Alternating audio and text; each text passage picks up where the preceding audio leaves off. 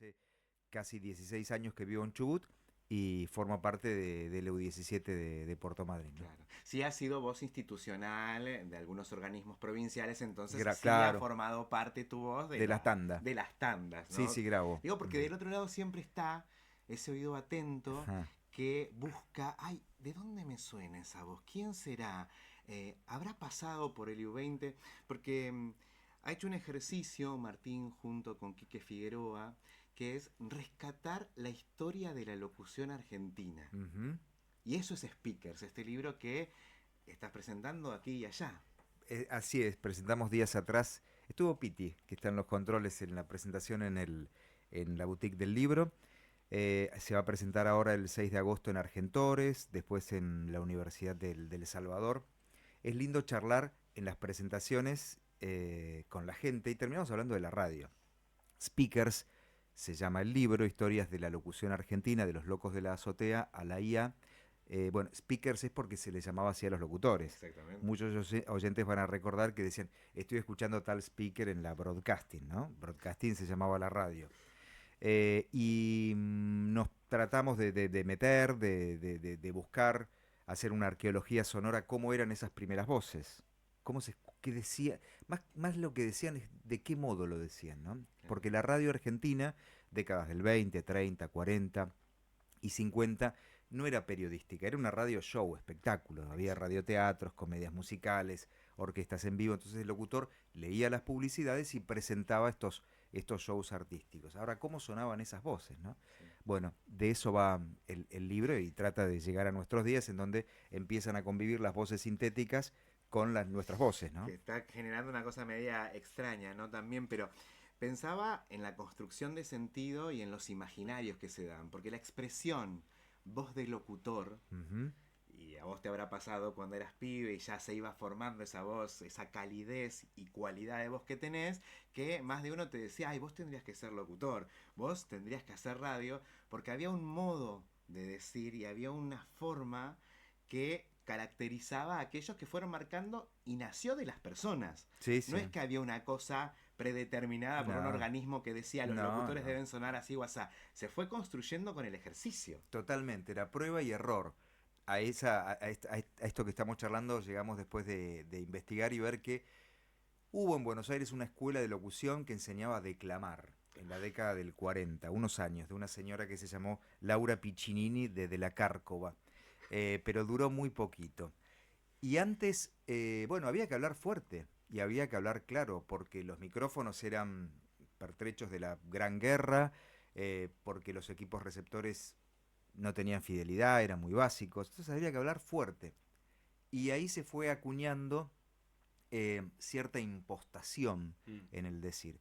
Pero ¿por qué no tenían recursos? Los locutores no tenían mucha técnica, para los locutores, quienes oficiaban de locutores, no tenían, que lo eran ciertamente, no tenían preparación, salvo algunos que venían de la lírica, de la música. Entonces, bueno, sabían algo, podían proyectar un poco. Así empiezan, esas eran las primeras voces, femeninas y masculinas, ¿eh? Porque la mujer tuvo mucho predicamento en la radio desde el nacimiento. Y llegaban, ¿cómo llegaban? Bueno, llegaban porque hacían concursos las radios. Hay una anécdota que contamos, un hecho real, en la década del 20, La Voz del Aire, una radio porteña, hace un concurso para elegir a un locutor y participan más de 1000 personas en un teatro. Y los oyentes son quienes deciden, ¿no? Y surge la primera voz femenina de Zulema Zakerier, que era una jovencita, que bueno, fue la primera locutora de la radio argentina. Sí. ¿Y cómo era esa voz? ¿Supiste? ¿Lo pudiste No, escuchar? a ella no, pero sí a Tita Armengol, que fue la voz que daba la hora en el observatorio, desde el Observatorio Naval, que fue una de las pioneras de la locución. Eran voces agudas, Agudas. agudas, Muy Agudas. venidas agudas. de las cancionistas que también Ponele, formaban parte del universo radial en aquel entonces. exactamente. Eran voces agudas y hablaban así con mucho aire y hablaban arriba y casi por momentos gritando, porque había que llegar del otro lado. Las Un, voces masculinas también, ¿eh? un poco llamativo igual porque por lo que venías diciendo, la métrica de cómo tiene que ser la voz en las radios está un poco impuesta por los recursos o no tecnológicos que habían en ese Exacto, entonces. exacto. Y fíjate vos que cuando vas al agudo, llegás más lejos. Mm, En cambio, una voz grave, un Sí. tono medio, grave, sí. aparece con fuerza en los 70 cuando llega la FM. Ah, eso te iba a decir, Perfecto. el locutor engolado, el locutor ese que empieza a hablar así, Sí. y que parecía que entre menos se escuchara lo que decía. Ese es un Claro. mal locutor. Bueno, ¿eh? no, Ese no, es lo un sé, mal lo sé, Pero lo sé, sí, es sí, pero hay una. engolado, Sí, pero sí. hubo un momento en el que Sí. esa era la... Está bien, había tipos como Hugo Guerrero que tenían ese cuerpo y te fascinaba, pero Naturalmente. después había un montón que querían imitar eso. Exacto. Y eso surge. Bueno, se escucha con mucha fuerza cuando en la Argentina la frecuencia modulada, que es una radio que tiene modo de emitir que tiene muchísima calidad, fidelidad, llega tarde, llega en los 70, en otros países llegó antes. Y ahí se puede experimentar con nuevos micrófonos, con nuevos equipos transmisores, con nuevos receptores. Se escuchaba lindo, se escuchaba bien la radio, se podía escuchar las canciones, la música en estéreo, Claro. había otra calidad. Entonces las voces también sonaban bien. Y empezaron a aparecer las locutoras ratoneras, que eran Betty Elizalde, Nucha Claro. Mengual, Nora Perle, que hablaban despacio, tranquilas, que seducían, jugaban con los tonos medios, graves, y aparecen los caños, los locutores, los chicos, o no tan chicos, los varones que tenían esas voces graves, ¿no? Y después sí se empieza a imitar y Claro. retroalimenta esa Ya es la estética. imitación de la imitación. Exacto. No, no, porque el speaker de antes tenía una cosa como mucho más eh, de propaladora, ¿no? Como una cosa, Exacto. esa voz medio trompeta, ¿no? Ujú. Esa voz Más Está filosa. escuchando estridente, Radio El Mundo de Buenos Aires y hablaban así. ¡Ay, le casi. sale! ¡Hacémelo de nuevo, Martín! Lá- ¡Haceme esa Lástima que no está Espinosa. No, Carlitos pero te sale Espinosa igual. tiene, ¿no? Esas Es- voces así, LU20, Radio Chubut desde la ciudad de Trelew, en la provincia de Chubut, y todo arriba y todo fuerte. Un poco más estridente por ahí, pero. Sí. Pero ¿a qué se debe esto? Tenían que escucharse y no eran buenos los equipos. Y después, perdón. nada, se empezó a acuñar una estética de Mm. ese modo. Y hablaban así. Entonces el locutor, no había momentos charlados en la radio. Eran momentos de locución, de presentación, de lectura de aviso. Entonces se fue, de algún modo, impostando esa estética, ¿no? Estaba tratando de entender el nexo de cómo se pasaba de tener la voz aguda y usar esa voz porque la gente venía más de la rama artística y Ujú. aparte la tecnología no permitía quizás que uno pueda jugar con la voz más abajo, cosas por el estilo, porque quizás no se escuchaba. Exacto. Para la tecnología del audio es muy difícil lograr eso, de hecho. Pero, ¿cómo se hace el nexo? ¿Cómo se hace el paso de una voz a la otra? Simplemente porque se escuchaba mejor y porque... Ese es uno uno de lo los podía lograr. aspectos, ¿no? Porque se escuchaba mejor y después la publicidad para la locución radial fue siempre muy importante. Claro. Entonces los creativos determinaron también y trabajaron con los locutores en algunas estéticas y de este tipo, ¿no? Antes existían, por ejemplo, los locutores fraseros, eran los locutores, tenían un sponsor y tenían que, como no había grabaciones, tenían que ir de una radio a otra para leer esa frase, ¿no? Entonces el creativo le marcaba el tono de esa frase. Ah, En los 70, en los 80, muchas empresas de publicidad compran espacios en las radios, entonces ahí ya no compran un aviso, compran 1 o 2 horas de transmisión. Había otros tiempos, entonces ahí puedes hablar más tranqui, claro. puedes hablar más despacio, aparece una velocidad más quieta, ¿no? Más calma. Bueno, esas cosas se fueron dando hasta llegar a nuestros días, que es todo un lío y no sabes. Buscar identidad. Estamos probando todo el tiempo. Además, Martín, a lo largo de la historia, los locutores y los speakers eran las celebridades Sí. del momento. Sí. Y después hubo vaivenes respecto de la radio, ¿no? Porque hay un momento en el que la radio empieza a verse cuestionada con la aparición de la tele. Hay algunos que hacen la migración, locutores de radio que pasan Sí. a tele, pero no todos, Ujú. porque no todos respondían tampoco, incluso a los parámetros estéticos que después la tele empezó a imponer, o a los usos y costumbres, digamos. Los Exacto. señores de traje, que uno en el mundo los sigue viendo. El locutor, el señor de traje, corbata, con un decir muy perfecto, sigue siendo, por ejemplo, el locutor de noticias de un canal de Un televisión presentador importante, de un noticias. presentador. Pero Argentina siempre ha sido un universo con sus particularidades, ¿no? Y ha ido cambiando esas estéticas. Pero después, siguieron siendo las celebridades los locutores de radio, por ejemplo. Sí. Pasaron a ser los conductores de tele. las celebridades. Y para algunos que habían estado en la cúspide de sus carreras, no sé, en los 60, después desaparecieron y de algunos no sabemos, no recordamos ni los nombres. Exacto.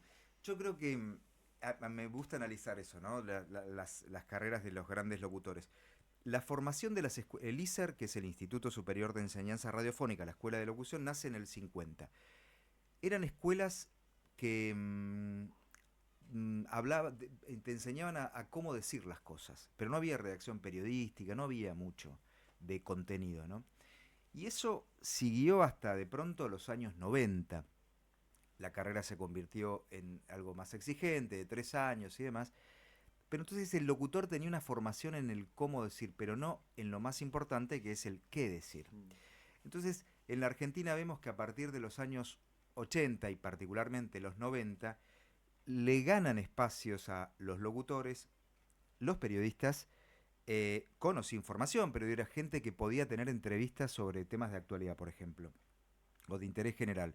Las modelos, los actores. Yo creo, entonces ahí el locutor queda en la televisión, su labor queda resumida a leer un PNT o decir una marca porque la ley obliga, ¿no? Detrás de un locutor hay un carnet que le permite decir publicidades, de pronto en los medios de Buenos Aires. Entonces ahí perdió terreno. Y en los últimos tiempos se resignifica la labor del locutor más integral, vemos a la hora de generar contenidos. Hay muchísimos locutores que están generando contenidos para las plataformas, los nuevos soportes y demás. Y ahora veremos con esta aparición y irrupción con mucha fuerza en los últimos tiempos de la inteligencia artificial, en donde escuchamos que hay voces sintéticas que suenan realmente muy bien. Mm. Bueno, ¿qué va a ser de esta profesión? ¿Cómo se va a resignificar, no? Y un poco también el paradigma de nuevo de cómo se actualiza o se adapta la tecnología de nuevo, porque hoy es, ya mejor sin irme mucho más lejos, hace 10 años, los micrófonos que salen ahora son más baratos, quizás, pero tienen una mejor fidelidad de lo que tenían hace 20, 30, 40 años, Ujú. y estas exigencias de tengo que hablar fuerte para que se me escuche, tengo que poner la voz de tal forma para que se escuche mejor, empiezan a lavarse un poco, a desaparecer. Totalmente. Además, cualquiera puede tener un micrófono en su casa, Aparte, Mm. sí, ¿no? sí, sí. Entonces esa democratización a la hora de generar los contenidos lo puso en paridad de acción al locutor. Claro.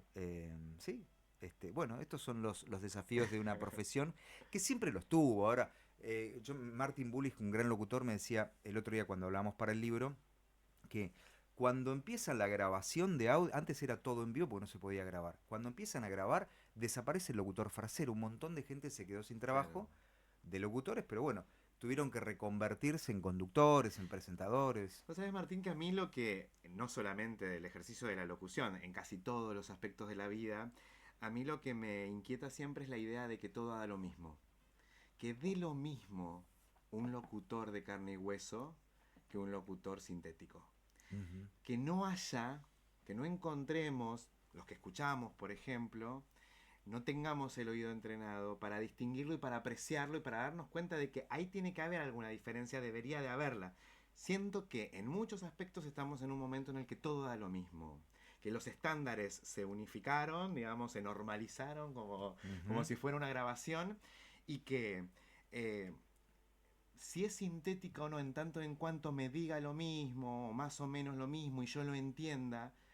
Pero me acuerdo que en algún momento el decir del locutor, con tamaña exigencia, era lo que marcaba el cómo se decía una palabra. Hmm. Cuando vos no sabías cómo se decía algo, tu referencia es, en la radio lo dicen así, Sí. entonces debe ser así. Estamos en un tiempo, habrá que ver si bueno o malo, o si caben esas categorías, ¿no? Lo dirá el tiempo. Claro, Mm. en las que me parece que todo va dando lo mismo. Yo escuché algunas radios locales que tienen toda la tanda sintética, pero ni siquiera con una IA de pago de buena calidad, con la gratis, con la que tiene solamente dos voces con acento argentino Ujú. y todo suena artificial. Y evidentemente a ese cliente que paga porque esa publicidad esté en el aire y a esa radio y a ese oyente no le hace ruido. O sí, pero tampoco tiene tan estrategia. Pero chico, ¿qué hago? Me voy a ir a quejar a la radio, señor. Contrate un locutor para hacer esta publicidad, ¿no? Estamos en un momento particular para eso. Sí, Coincido con tu mirada, me parece muy, muy interesante. Son que despierta preguntas que se están haciendo en todos lados. Em, Ahora, ahí más que nunca el diferencial lo tiene que hacer digo, el locutor, el comunicador, el periodista, quien esté frente a un micrófono. Creo que nos exige y nos desafía a trabajar con el corazón, con compromiso, con respeto por el otro. Em, yo creo que ese es el seguro de vida de la radio, ese. Y después estar atento a las necesidades y requerimientos de la sociedad a la que le sirve. Con respecto a las grabaciones, Matías, y bueno, ahí está más complicada la cosa, porque así como hay voces que no suenan bien, otros doblajes y demás están saliendo Impecables. impecables. Sí. Lo que sí, hasta ahora, las experiencias de radio en vivo y demás no suenan bien, se le nota la hilacha, y además que eso, como oyente uno eh, no encuentra eso que sí lo encuentra en una radio que es comprometida y que lleva adelante su rol con compromiso y con profesionalismo, ¿no? Martín, prácticamente son las 11, nos tenemos que ir a las noticias. En radio se cumple con los horarios, así que invítanos a la próxima presentación. Bueno, gracias Matías, muchísimas gracias Juan, un gusto verte en la radio. Eh, el libro está, la próxima llegará a ustedes, está en la boutique del libro y en Librería Morón, y en breve vamos a hacer alguna presentación en Puerto Madryn. Se llama Speakers, lo hicimos junto a Quique Figueroa, y la 20 también está muy presente con testimonios de Carlitos Espinosa, el recuerdo de Jorge Guillermo Corneo y de Miguel Vicente, un histórico locutor de Radio Nacional Buenos Aires que dio sus primeros pasos en esta casa. Martín Berrade. Transmite LU20 Radio Chubut en 580 kHz desde Trelew.